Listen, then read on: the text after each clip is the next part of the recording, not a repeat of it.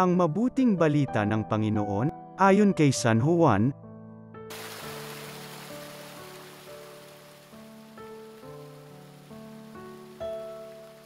Malapit na ang Paskwa ng mga Hudyo, kaya't pumunta si Jesus sa Jerusalem.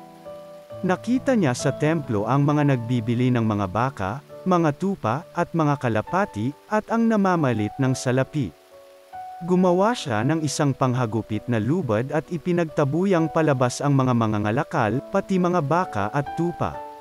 Isinabog niya ang salapi ng mga namamalit at pinagtataob ang kanilang mga hapag.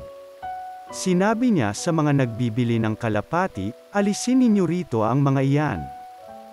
Huwag ninyong gawing palengke ang bahay ng aking ama."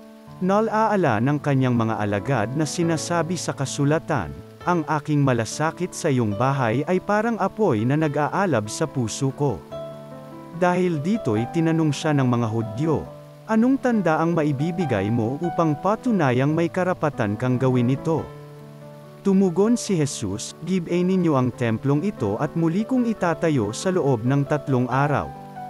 Sinabi ng mga Hudyo, 46 na taon na ginawa ang templong ito, at itatayo mo sa loob lamang ng 3 araw? Ngunit ang templong tinutukoy ni Jesus ay ang kanyang katawan.